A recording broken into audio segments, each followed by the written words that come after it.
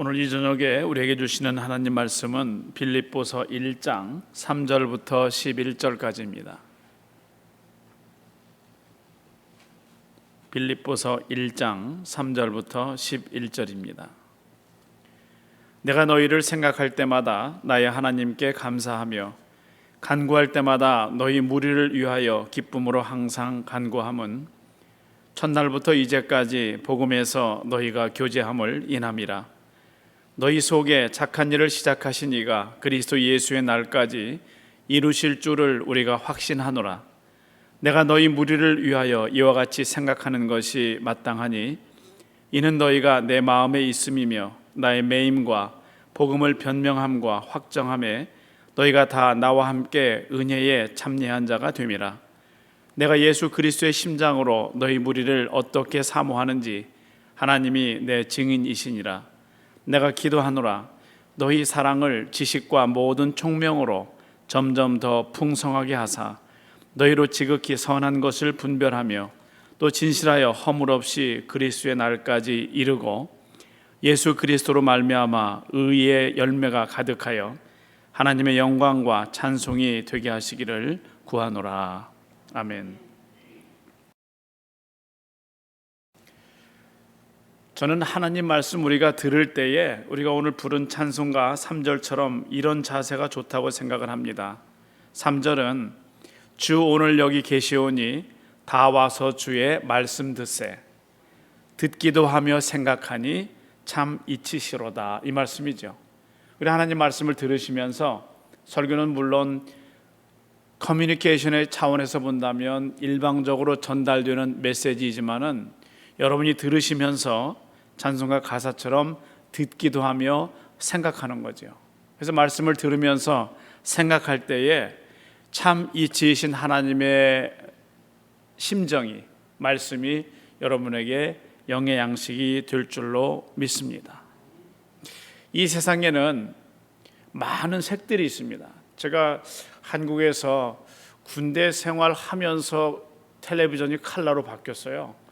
아마 그 80년이 되는 그 즈음이었던 것 같은데, 그 전까지는 동네에 그 많지 않은 텔레비 있는 집에 가서 이렇게 보면서 아톰, 저 어렸을 때니까 우주 아톰 만화 영화 보고요. 그때는 가제트 이런 건 없었던 것 같아요. 재밌게 봤습니다. 그러다가 군대에서 사회에서도 못 보던 이런 컬러 텔레비전을 보니까 얼마나 참 희한한지 모르겠더라고요. 우리 세상에 지금 우리 교회 안에도 온통 여러분이 보시는 것이 다 색으로 되어 있지 않습니까? 무슨 색, 무슨 색. 아마 하나님께 나중에 제가 직접 여쭤볼 생각입니다만은 하나님께서 좋아하시는 색이 혹시 그린색이 아닐까, 녹색이 아닐까, 저는 그런 생각도 그냥 전혀 이건 신학적인 발언이 아닙니다. 한번 해봅니다.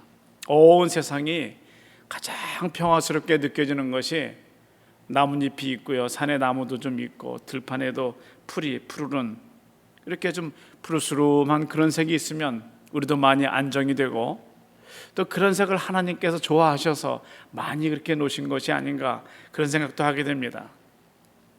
이 색깔마다 색말이라고 그러나요? 색깔이 표현하는 그런 거 있지 않아요? 되게 빨강색 그러면 정열을 상징하고요, 노란색 그러면 질투이고, 보라색 그러면 신비 이런 거 있지 않습니까? 저는 보라색을 어려서 좋아했는데 그 색말을 보니까 의미가 신비해요. 그래서 남들이 나를 신비롭게 생각하면 안 되는데, 그래서 좋아하는 색 적으라 그러면 무슨 색을 쓸까 그렇게 망설였던 기억도 있습니다. 그러나 우리 모두는 자신이 좋아하는 색이 있습니다. 우리가 앞으로 우리에게 다가오는 그 모든 색을, 그 중에서 여러분이 가장 좋아하는 색으로 앞으로 다가오는 미래를 온통 칠할 수 있다면 그 사람은 앞으로 오는 그 시간들이 기다려지는 그런 분일 겁니다.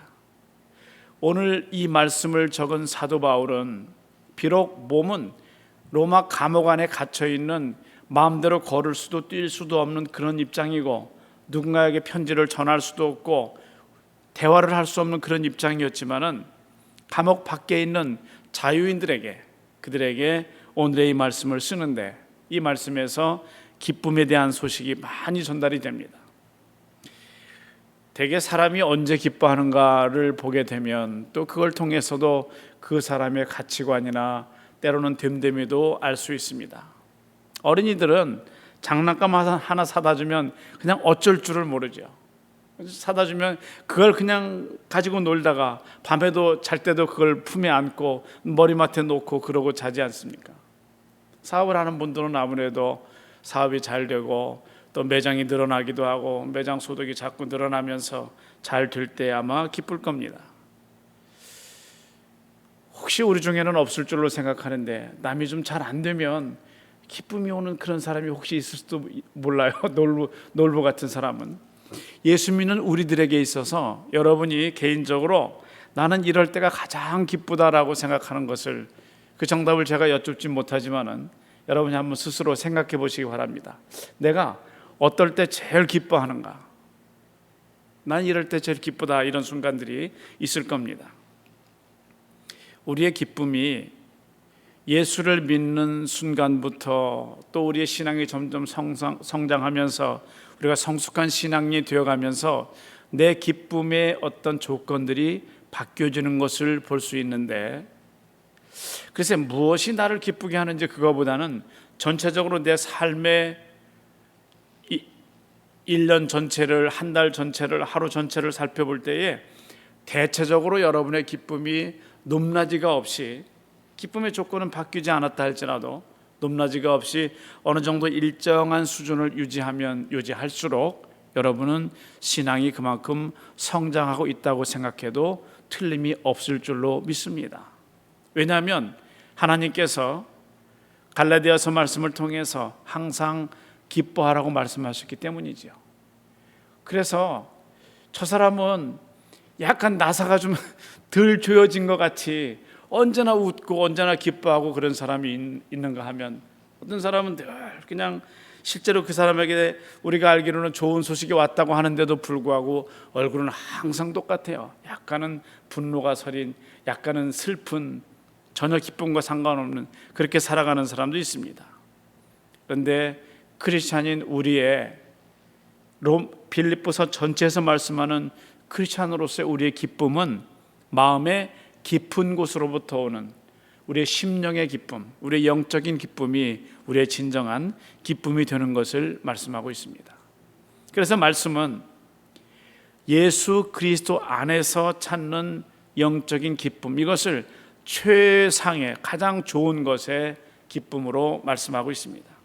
왜냐하면 사도 바울이 자신은 감옥에 있으면서 자유롭지 못한 몸이면서도 기뻐하는 이유는 내가 그리스도의 종이 되었다라고 하는 그것 하나를 놓고서 그는 그렇게 기뻐했던 겁니다. 그러면서 나는 지금 여기에서 마음이 매우 기쁜데 여러분들도 기뻐하십시오. 거의 20번 가까운 동사명사를 사용해서 기쁨이라고 하는 단어를 우리에게 전해주고 있습니다. 그래서 평안이나 기쁨 이런 내용들은 사실은 상대적인 것이 아니라 절대적인 것일 때에 그것은 영적인 기쁨이 되는 거죠. 그것이 어떤 조건에 의해서 좀 이렇게 높낮이가 심하거나 때는 어떤 때는 기뻐했다가 어떤 때는 땅이 꺼질 듯한 슬픔을 갖는 것보다는 그저 그냥 그날이 그날인 것 같고, 우리 집안에 엄청난 어려움이 왔는데도 하나님이 그 다음에 또 뭘 주시려고 이러시나, 그저 기도하면서 눈물 흘리고 나면 또 기쁨이 생기는 그 정도의 어떤 절대적인 모습의 기쁨이 우리가 영적으로 누려야 될 그런 기쁨이라고 하는 거죠.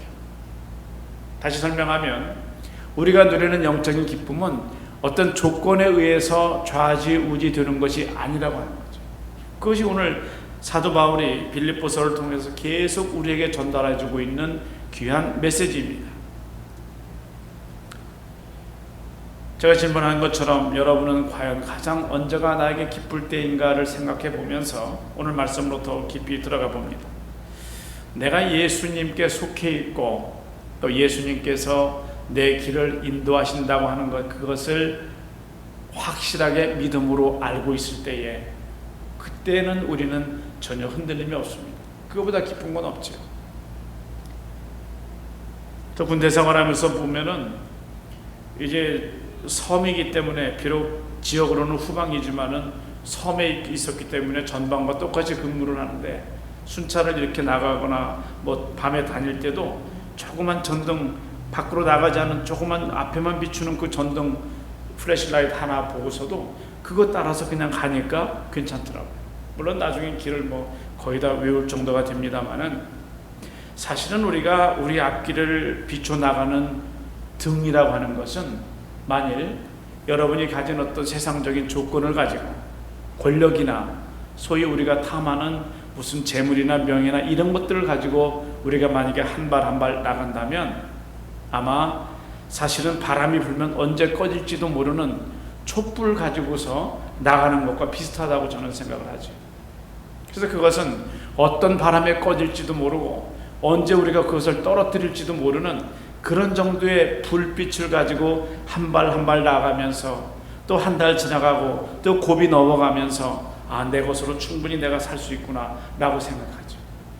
그런데 사실은 영적인 하나님 안에서의 확실한 목표를 발견하게 되면 그 나아가는 길은 마치 위에서 큰 서치라이트를 우리에게 비춰줘서 아무 걱정 없이 그 빛만 따라서 가면 되는 것과 마찬가지라고 하는 거죠.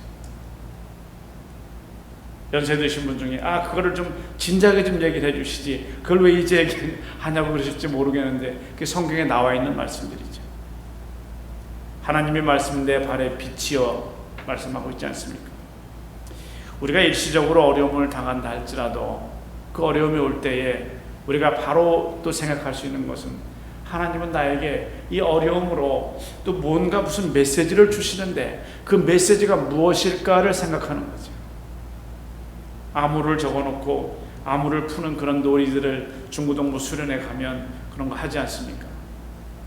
뭐 말이 잘 되지 않는 이야기들을 해놓고 좀 말을 이어나가게 만들죠. 하나님의 말씀은 신앙이 성장하면 성장할수록 쉽게 맞추어지는 퍼즐 같은 거예요. 그리고 우리가 예수를 믿는 기간이 길어지면서 내가 말씀을 깨닫는 것이 깊어지면 깊어질수록 바로바로 깨달을 수 있는 내 발에 바로 앞을 비춰주는 영원히 변치 않는 가이드라고 하는 거죠. 빛이라고 하는 거죠. 그래서 우리가 고난의 언덕을 넘을 때도 내가 이 언덕만 넘어가면 그 다음에는 평탄한 길이 되겠지라고 하는 것이 우리의 것이 아니라, 우리의 고백은 내가 이 고난의 언덕을 넘어가면서 이제는 겨우 거의 다 넘어왔는데 이제 그 다음에는 또 어떤 깊은 골짜기가 있어서 나를 힘들게 할까? 그러나 그럴지라도 하나님은 이 언덕을 넘게 하신 것처럼 또 다시 깊은 골짜기도 더 험한 언덕도 넘게 하시겠지라고 하는 그런 믿음으로 또 우리가 내일을 기대하는 것 아니겠습니까? 우리 찬양에도 그런 거 있지 않습니까? 기도할 수 있는데 왜 걱정하십니까? 기도하면서 왜 걱정하십니까? 이런 복음성가 있지 않습니까? 세상적으로 아무리 학문을 많이 닫고 석학 소리를 듣는 세계 철학계, 지금까지도 정신계에 영향을 미치고 있는 니체 같은 사람도 그 명철한 두뇌가 있었지만 그도 마흔이 되기도 전에 정신병으로 죽어가지 않았습니까? 우리가 이 세상을 살아가는 것은 세상의 지식만으로, 명예만으로, 건강만으로 사는 것이 아니라고 하는 것을 우리는 이미 알고 있습니다. 그러면서 우리가 곁들여서 더 알게 되는 신앙 안에서의 지식은 어차피 이 세상에서 나에게 오는 어려움을 내 힘으로는, 내 힘만으로는 겪을 수, 이겨나갈 수, 극복할 수 없다고 하는 그 진리를 깨닫는 것이 우리가 점점 나이가 들어가는 표시인 것 같습니다. 사도 바울처럼 하나님의 확실한 뜻 가운데 살아가는 종인데도 불구하고 그의 마음속에는 하나님이 지금 나를 사용하시고 내가 그분에 의해서 하루하루를 살아간다고 생각할 때에 그는 마음속에 참 기쁨이 있다고 성경은 말씀하고 있습니다. 그래서 오늘 말씀이 고백하는 것은 믿음의 형제들이 우리와 함께 있는 것 때문에 우리는 기쁜 겁니다. 사실은 시간이, 거리가 이거에 관계없이 믿음의 형제들이 항상 거기에 있었기 때문에 사도 바울은 빌립보 교회를 생각만 해도 기뻤고 그 교회를 향해서 복음의 서신을 이렇게 쓸 수 있었습니다. 의사이고 상담가인 폴 토니어는 이렇게 말하죠. 나를 이해해주는 사람이 없을 때에 나는 질병에 걸린다. 내 믿음의 형제가 참으로 나를 위해 기도해 줄 때 나는 치유를 받는다. 크리스찬이라는 말은 사랑에 빠지는 것을 말한다. 이렇게 말합니다. 사도 바울은 하나님 말씀 안에 살고 있는 빌립보 교회와 사랑에 빠진 겁니다. 빌립보 교회만 생각하면 마음속에 기쁨이 있었고 내 속에 있는 기쁨을 그들에게도 나눠줘서 온 빌립보 교회 형제 자매들이 기쁨 속에 살아가기를 바라는 간절한 소원이 오늘 말씀 전체에, 빌립보서 전체에 흐르고 있는 메시지입니다. 사실 빌립보 교회는 자주장사로 나오는 루디아가, 여성도인 루디아를 중심으로 해서 교회가 새로 이루어진 겁니다. 그래서 사실은 유럽에 세워진 최초의 교회이죠. 그래서 사도 바울은 자비량으로 선교했습니다. 본인이 텐트 메이커로 장막도 만들면서, 그래서 어떤 보조비 없이, 사례비 없이 그렇게 활동했습니다마는, 그러나 이 빌립보 교회로부터 오는 물질 보조만큼은 그도 받았습니다. 왜냐하면 정말 진정한 마음으로 같은 형제 자매가 같은 마음으로 그에게 보조했기 때문에 기꺼이 기쁜 마음으로 그들의 헌신을 받아서 사역했습니다.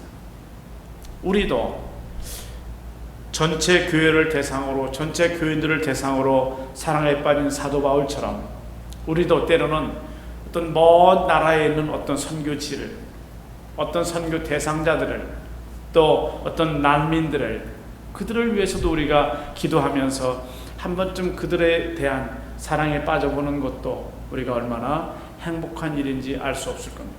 그러나 그것이 쉬운 일이 아니죠.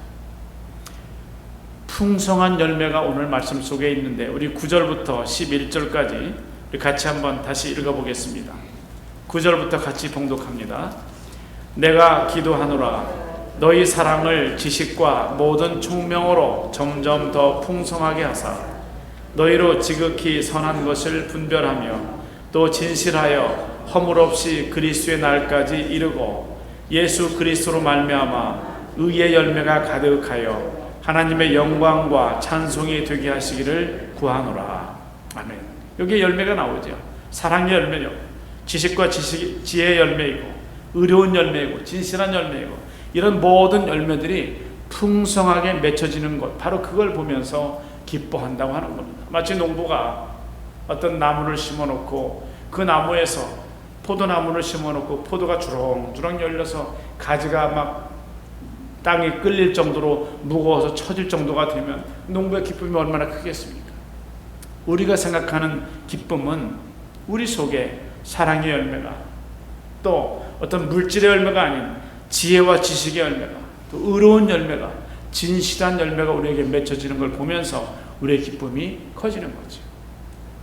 제가 앞부분에서 여러분의 기쁨은 언제입니까? 라고 질문했었는데, 과연 우리 속에는 이러한 기쁨이 우리를, 그 풍성한 열매가 우리를 얼마나 더 기쁘게 만들어 주는지라고 하는 것이 여러분의 기쁨의 요인이 되었으면 좋겠습니다.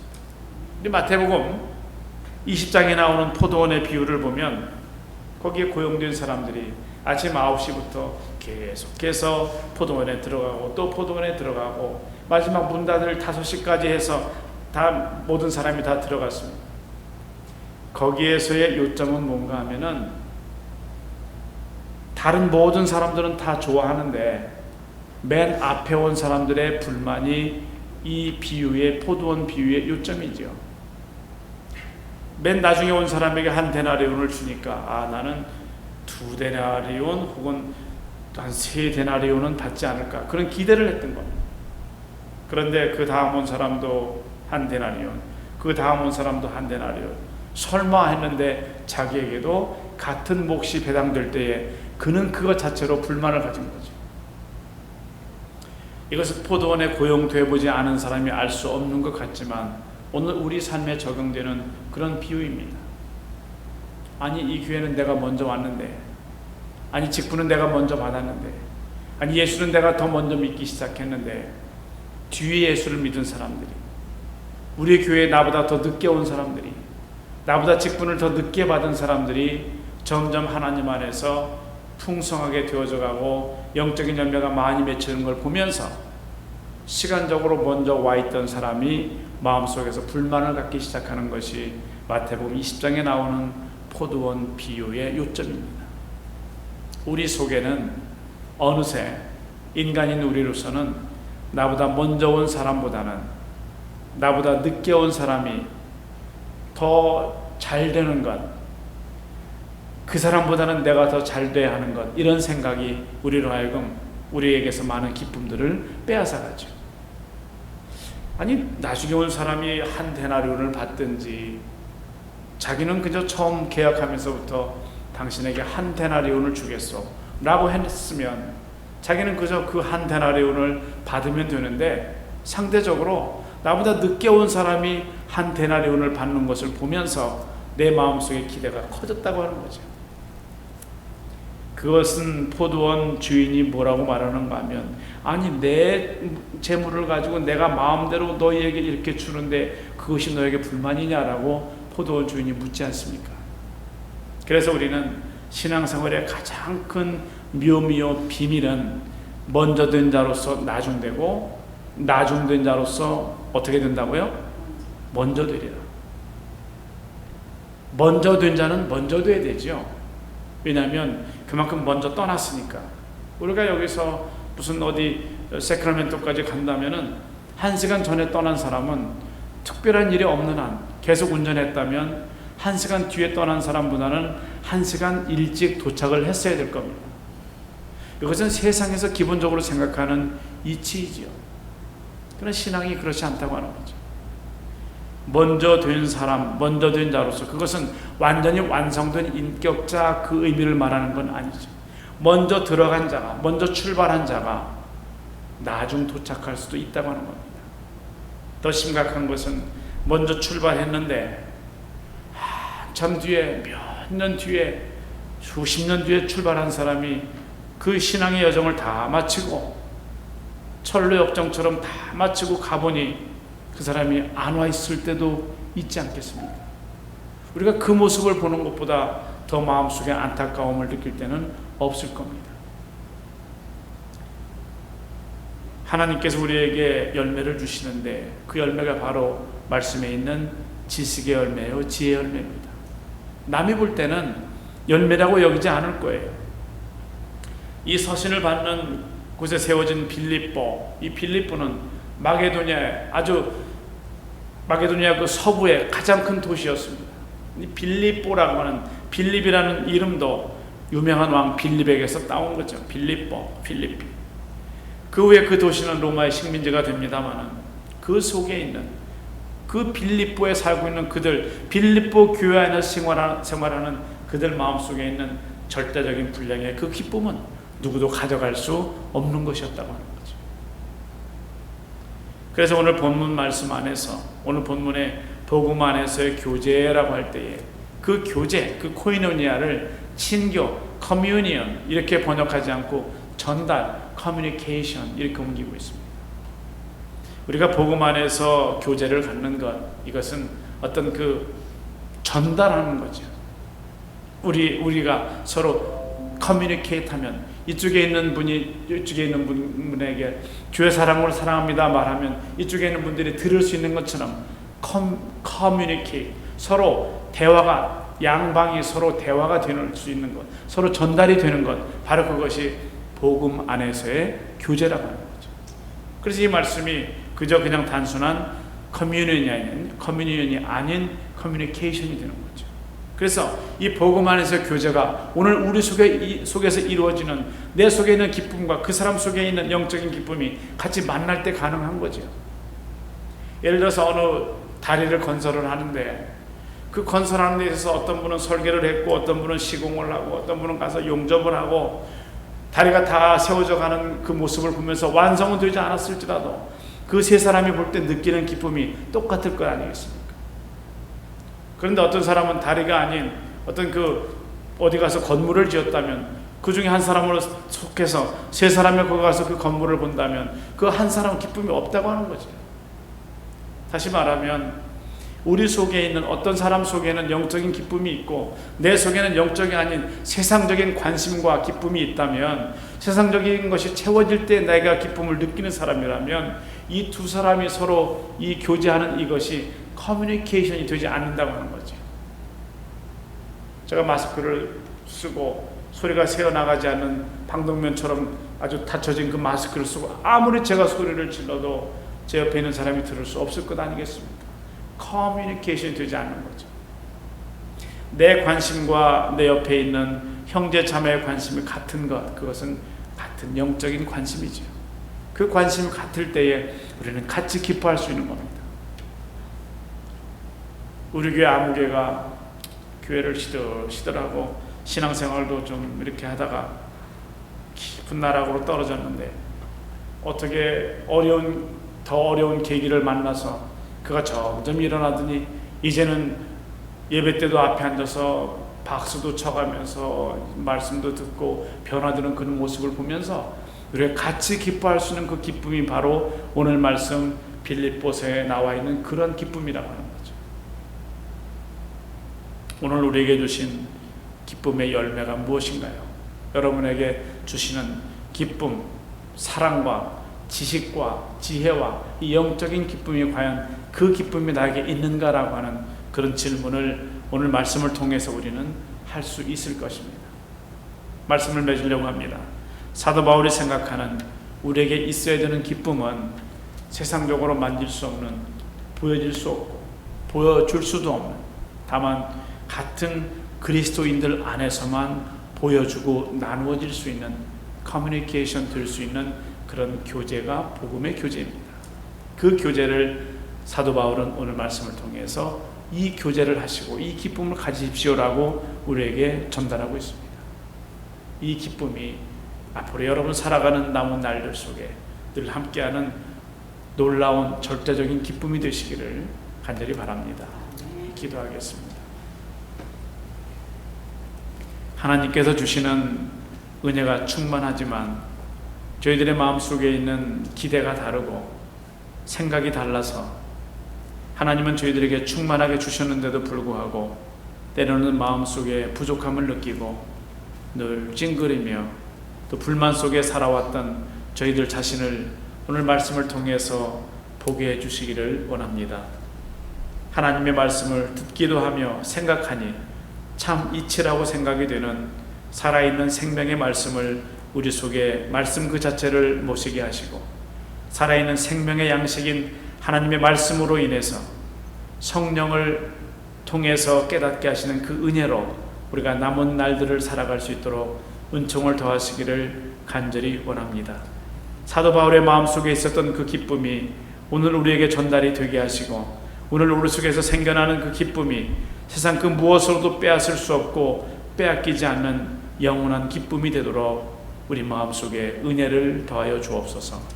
예수님의 이름으로 기도드리옵나이다. 아멘.